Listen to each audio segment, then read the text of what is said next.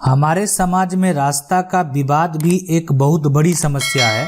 खासकर अगर ग्रामीण इलाके की बात करें तो ग्रामीण इलाके में क्या होता है कि वो इस तरीके से वो घर बना लेंगे कि आपका वो रास्ता किसी तरह से ये चाहेंगे, उनका ये मकसद होता है कि इनको इस रास्ते से नहीं जाने देना है।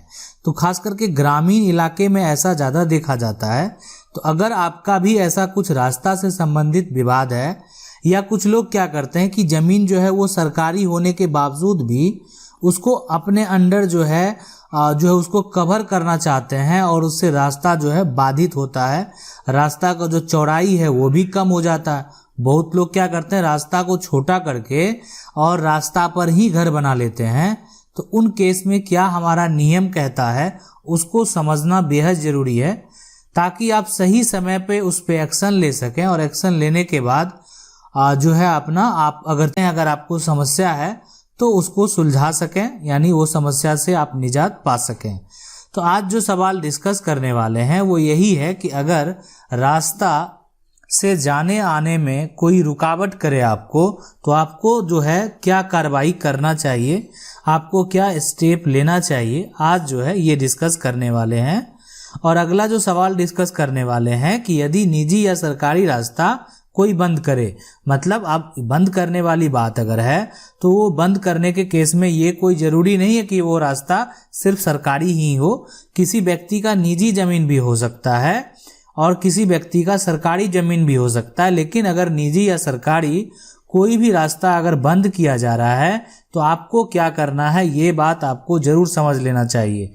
यदि अगर जो सड़क का साइड होता है, अगर उस साइड से किसी का जो है एक तरह से भाई या परिवार का कोई सदस्य वो हिस्से जमीन बेच ले, मतलब इस तरीके से बेचे कि सड़क का पूरा साइड बेच ले और पीछे वाला हिस्सा जो है दूसरे भाई को दे दे, तो इस केस में आपको क्या करना चाहिए ये भी आज डिस्कस करेंगे। तो चलिए पहला क्वेश्चन सबसे पहले देखेंगे। पहला सवाल वही है कि अगर रास्ता जो है, अगर कोई आपको जाने आने से रुकावट करे, मतलब अगर ये रास्ता है और इससे अगर आप जाते हैं तो इसको ये बोले कि नहीं इससे नहीं जाना है या जो भी है, लेकिन ये रास्ता जो है अगर है तो देखिए रास्ता दो तरह का हो सकता है। कोई आदमी अपना निजी खुद का रास्ता बनाए हुए है और कोई आदमी जो है ये रास्ता जो बनवाया, ये अगर बात करें तो ग्राम जो है, अगर ग्राम पंचायत है तो वार्ड सदस्य के सहमति से, मतलब जो ग्रामीण के लिए जो है ग्रामीण विकास का जो फंड होता है अगर उससे ये रास्ता बना हुआ है, या अगर ये रास्ता शहर का है, ठीक है, तो नगर निगम के द्वारा अगर जो रास्ता या नगर पार्षद के द्वारा जो रास्ता पास किया गया है, ठीक है, तो अगर उसके तहत ये रास्ता बना हुआ है तो उस केस में आपको अगर कोई रुकावट करता है तो आप तुरंत एक्शन ले सकते हैं। उसके लिए आप एसडीएम को आवेदन लिखें और अपना समस्या बताएं। एसडीएम को आवेदन देने से पहले एक बार आपको सर्कल ऑफिसर यानी सीओ को भी आवेदन दे देना चाहिए। तो वहाँ से आपको जो है ज़रूर उस पर न्याय ज़रूर मिलेगा। अगर आप एसडीएम को आवेदन करेंगे तो जो आदमी रुकावट करता है उसको नोटिस कर दिया जाएगा और उस व्यक्ति को जवाब देना पड़ेगा एसडीएम कोर्ट में जाकर कि आप इस व्यक्ति का रास्ता क्यों रोक रहे हैं, अगर ये रास्ता जो है एक तरह से सरकार के द्वारा बना हुआ है। तो इसलिए कि जब एक बार सरकार के फंड से रास्ता बन गया तो वो रास्ता किसी का निजी नहीं हो सकता है। लेकिन अगर ये किसी का निजी ज़मीन है, निजी रास्ता है, तो उस केस में अगर आपके पास कोई विकल्प नहीं है, जैसे ऐसा बोल सकते हैं कि आपका कोई रास्ता रोक रहा है लेकिन आपके पास कोई विकल्प नहीं है, आने जाने का कोई भी साधन नहीं है, उस केस में आप एक्शन ले सकते हैं, ठीक है। लेकिन अगर आपके आने जाने का कोई साधन है लेकिन ये रास्ता उस व्यक्ति का निजी है तो वो उस पर रुकावट लगा सकता है, उसको वो अधिकार है, इसलिए कि उसका वो निजी संपत्ति है। अगला जो सवाल है कि यदि निजी या सरकारी रास्ता कोई बंद करे तो आपको क्या करना चाहिए। तो देखिए सरकारी के केस में आपको पता है कि सरकारी अगर कोई रास्ता होता है तो उसमें कोई भी रास्ता हो या सरकारी ज़मीन हो, है ना, सरकारी ज़मीन अगर कोई भी है तो उसमें अधिकारी को अतिक्रमण हटाने का पूरा पावर होता है। मतलब एक तरह से इजी वे से, कोई उसमें बड़ा नहीं प्रक्रिया होता है। आप अधिकारी को जो है आवेदन करेंगे और अधिकारी चाहे अगर तो उस पर वो एक्शन ले सकता है अगर वो जमीन सरकारी हो तो। लेकिन अगर वो सरकारी जमीन कोई कब्जा कर रहा है किसी जो है एक तरह से, और वो रास्ता है उसका, अगर मान लेते हैं वो रास्ता थोड़ा चौड़ा है, उसको आगे से कोई उसको बंद कर रहा है, तो आप जो है आवेदन जो है अधिकारी यानी सीओ को भी कर सकते हैं और एसडीएम के पास भी आपको जरूर करना चाहिए। तो लेकिन अगर ये जमीन संबंधी अगर कोई निजी जमीन है तो उस केस में अगर आपके पास रास्ता नहीं है, तो आपको न्याय मिलेगा। अगर आपके पास निकलने के लिए रास्ता है लेकिन उस व्यक्ति का ये निजी जमीन है तो आपको न्याय नहीं मिलेगा। इसलिए कि कोई भी जमीन पे जब घर बनाया जाता है तो उस पे कुछ नियम होते हैं। मान लेते हैं कि ये एक जमीन है, ये एक प्लॉट है, इस पे अगर कोई व्यक्ति घर बनाएगा, अब ये यहाँ पे देखा जाए अगर कि ये व्यक्ति अगर इस पे घर बनाएगा और ये बीच का रास्ता है, तो ये जो घर बनाएगा तो इसको भी अपनी जमीन छोड़नी पड़ेगी और इसको भी छोड़नी पड़ेगी। मिनिमम कम से कम अगर बीच का जो गैप की बात करें वो 6 फीट तो होता ही है।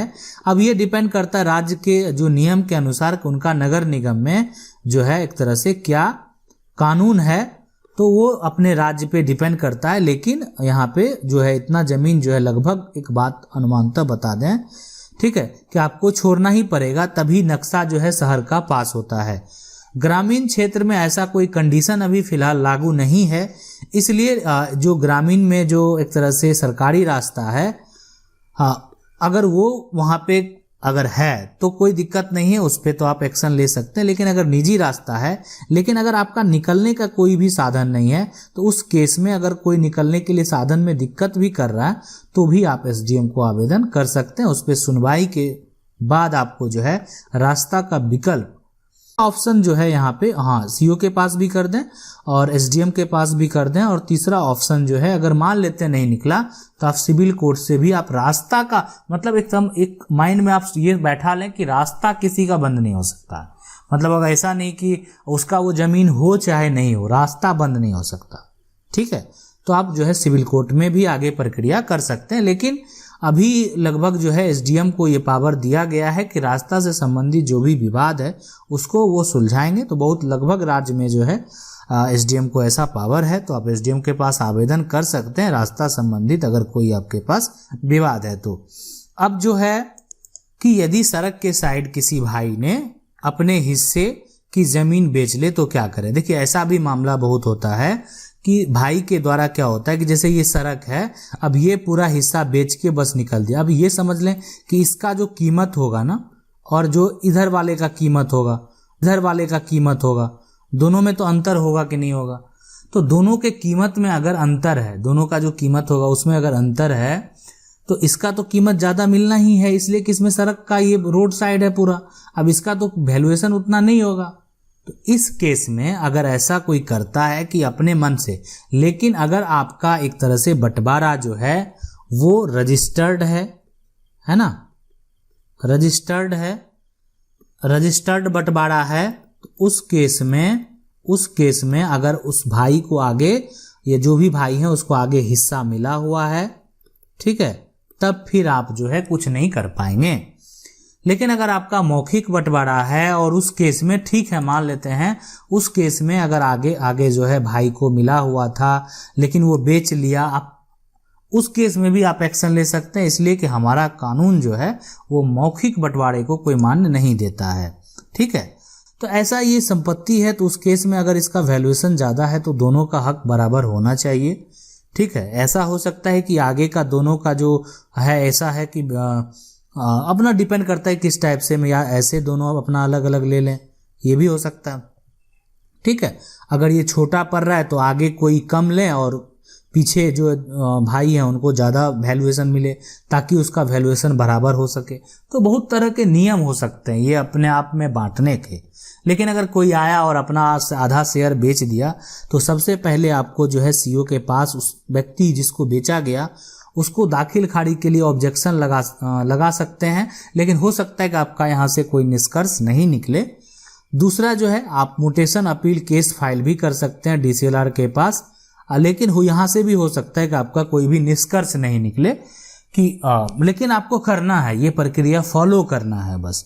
लेकिन उस ये हो सकता है कि आपका मोटिव दिया जाए, उस व्यक्ति का दाखिल खारिज नहीं हो, रसीद ना, दाखिल खारिज हो जाएगा तो दिक्कत वाली बात है थोड़ा, लेकिन दाखिल खारिज नहीं हो, ठीक है, मान लेते हैं वो दखल कर लिया, कब्जा कर लिया, लेकिन उसका दाखिल खारिज अगर नहीं हुआ, लेकिन फिर भी उसका रजिस्ट्री का तो कागज बरकरार है, तो उसको रद्द कराने का जो है यहाँ पे किसी भी अधिकारी को पावर नहीं है। तो आपको तीसरा ऑप्शन जो है सिविल कोर्ट का, वो आपको यहाँ पे जो है करना ही पड़ेगा। तो सिविल कोर्ट आपको जाना पड़ेगा उस रजिस्ट्री को, जो रजिस्ट्री कर दिया गया, जो बेच दिया गया, उसको रद्द करवाने के लिए।